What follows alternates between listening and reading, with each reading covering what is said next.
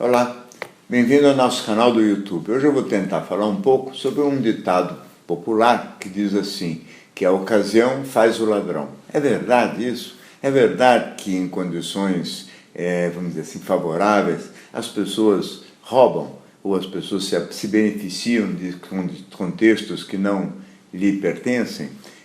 Eu acho o seguinte, o tema é extremamente complicado e eu vou tentar só mostrar alguns aspectos que eu considero relevantes. O primeiro deles é o seguinte, existem dois tipos de pessoa, aquelas que respondem a freio moral interno, quer dizer, sentimento de culpa, ou mesmo às vezes medo de uma represália divina, quer dizer, uma coisa que independe de estar sendo observado, e naturalmente nesse sentido o indivíduo não aproveita a ocasião porque o freio dele está dentro de si mesmo. E existem algumas pessoas que só respondem a medos externos, ou seja, a freios externos. Então, é medo de represália ou de castigo, ou vergonha de ser pego. Não é? Essas pessoas que não têm muita forma interna de se controlar ou de se vigiar, são pessoas que naturalmente podem, sim, se beneficiar de situações favoráveis, especialmente quando elas estão vivendo uma certa adversidade, ou seja, quando tem, por exemplo, miséria, falta de benefícios materiais mínimos, ou quando a pessoa está querendo muito coisas que não são acessíveis naquele momento para ela. Então, a vontade muito grande de alguma coisa que ela não pode comprar, pode levá-la, sim, a roubar. Isto são, vamos dizer assim, para pessoas mais mal formadas emocionalmente e com baixa tolerância à frustração, qualquer pequena adversidade já aparece como, na verdade, grande adversidade. Querer muito um tênis que ela não pode ter, ao invés de aparecer como uma pequena adversidade, aparece como grande. Esse, aliás, é o grande tema relacionado com esse assunto, o tamanho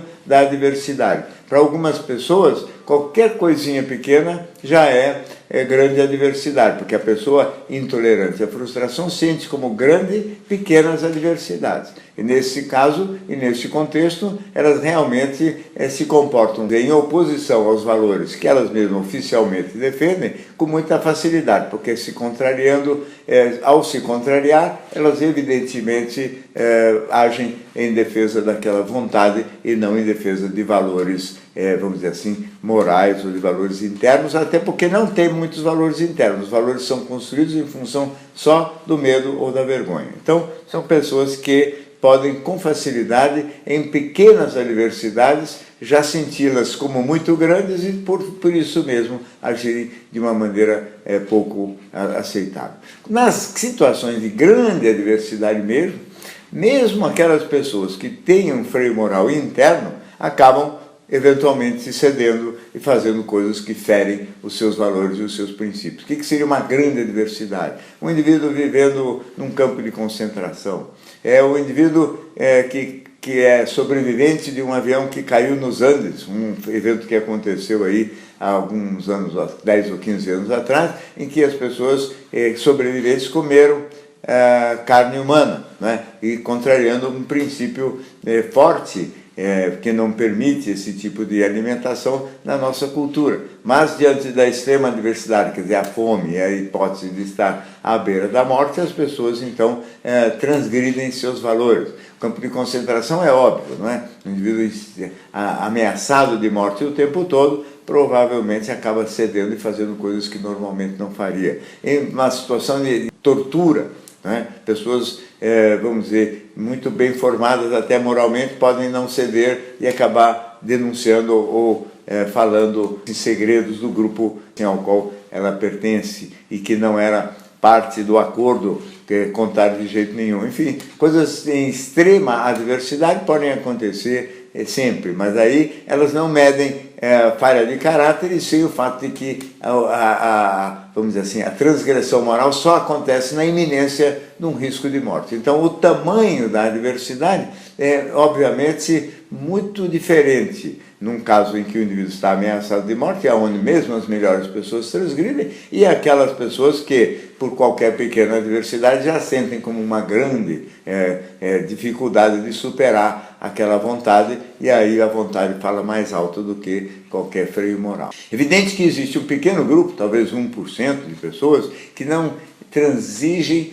nem mesmo diante de grandes adversidades. Quer dizer, são aqueles santos mártires, pessoas que são tão firmes, tão fortes, que mesmo preferem a morte a ir contra os seus valores e os seus princípios. Isto é, obviamente, uma coisa muito menos comum e, felizmente, a maior parte de nós não tem que ficar submetido a esse tipo de problema ou a esse tipo de, vamos dizer assim, de teste para saber avaliar o tamanho do nosso vigor interno, das nossas convicções, né? A grande maioria de nós realmente consegue perfeitamente, em situações normais, tolerar a adversidade e a frustração e não fazer nenhum tipo de comportamento, não ter nenhum tipo de ação em contradição com os nossos valores. Então, nesse sentido, na grande maioria das pessoas, ou pelo menos para uma boa metade das pessoas, a ocasião não faz o ladrão, a não ser que essa ocasião seja extraordinariamente dramática. Agora, existe uma situação oposta, em que a gente também tem que falar do tamanho, não só da frustração ou da adversidade, mas do tamanho da tentação.